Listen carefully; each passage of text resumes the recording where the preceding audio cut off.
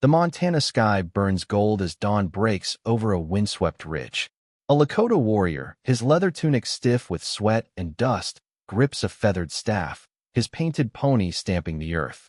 Below, the Little Bighorn Valley pulses with life, a village of 8,000 souls, as historian John Gray chronicled in 1976.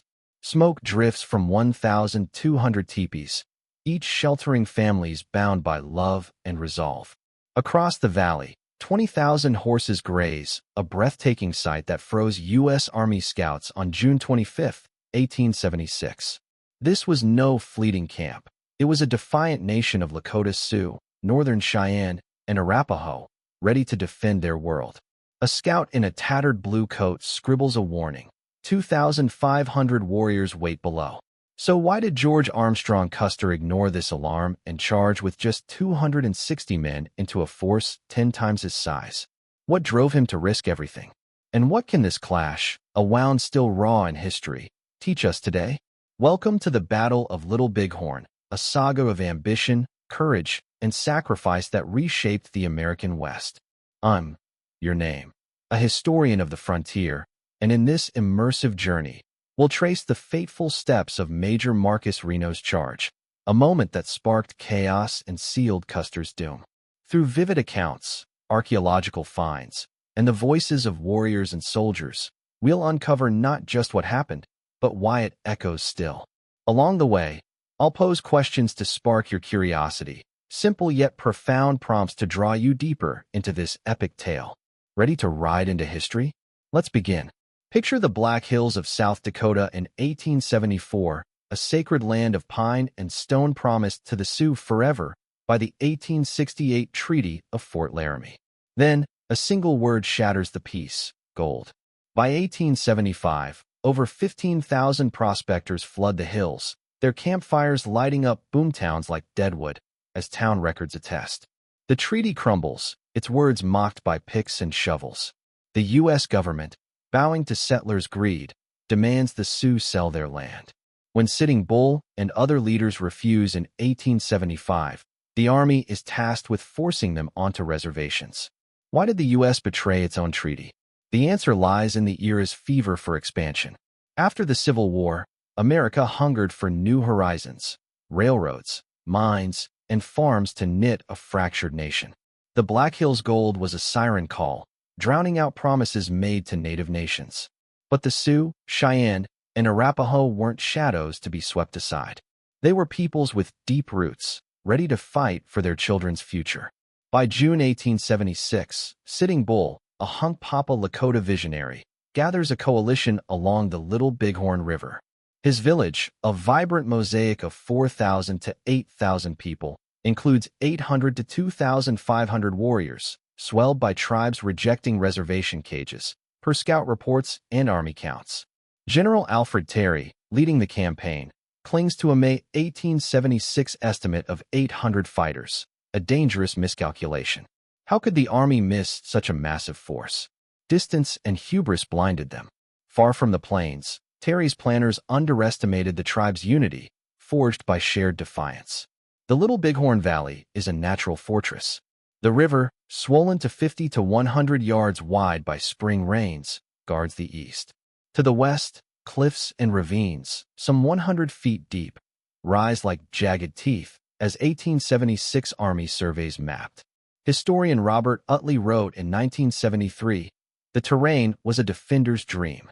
Soldier accounts from the Reno Court of Inquiry agree, describing a landscape that choked cavalry while freeing warriors to strike and vanish. What made this valley so deadly for the Army? It was a trap woven by nature, perfected by those who knew its every curve. June 25, 1876.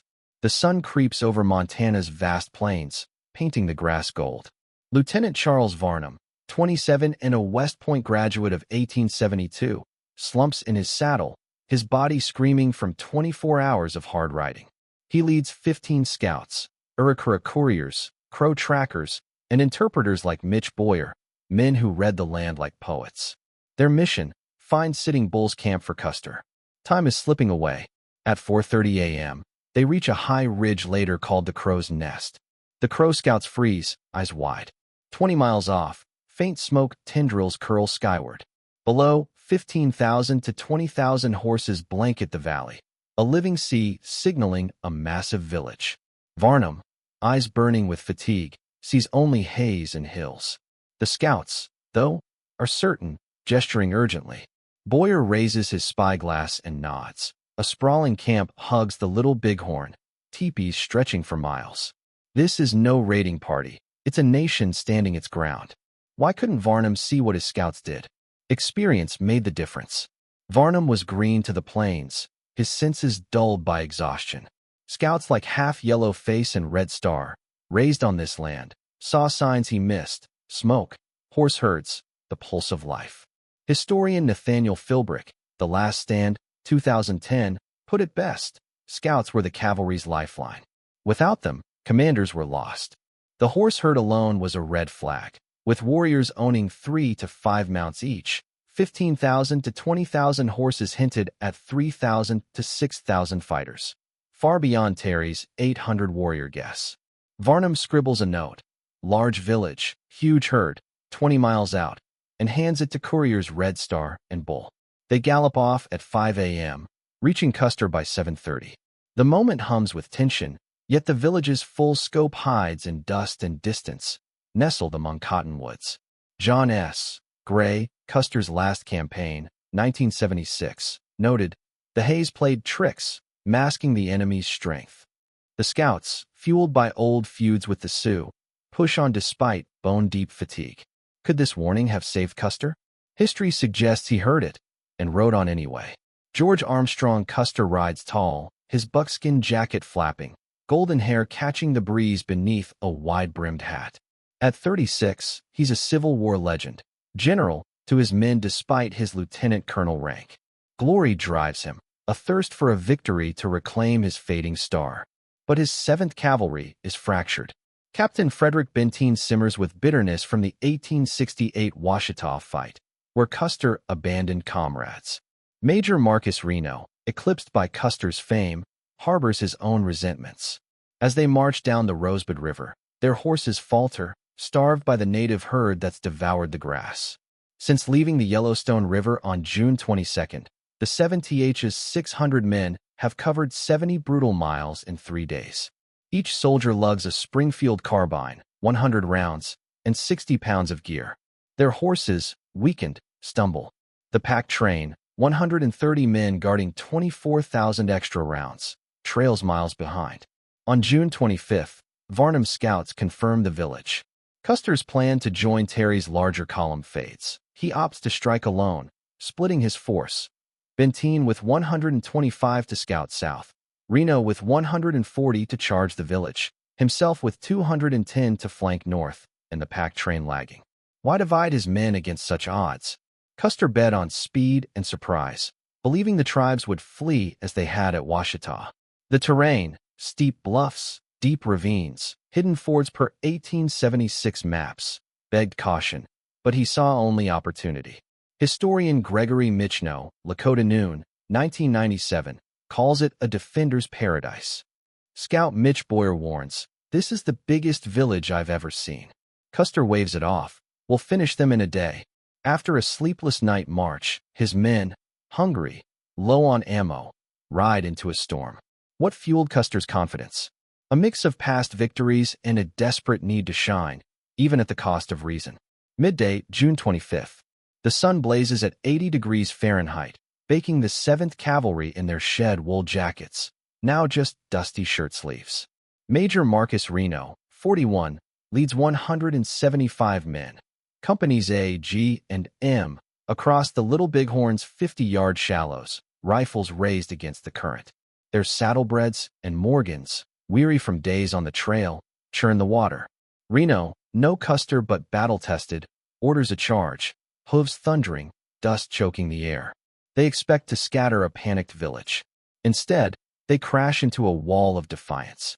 The village looms, 1,200 to 1,800 teepees over 3 miles, home to 4,000 to 8,000, including 800 to 2,500 warriors.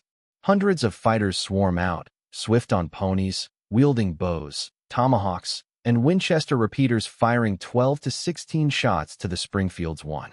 Reno halts 300 yards out, forming a skirmish line, 131 shooters, 44 holding horses. Their volleys slow the tide for moments, but warriors multiply. 500, then 1,000, flanking with war cries that pierce the heart. Why didn't Reno push forward?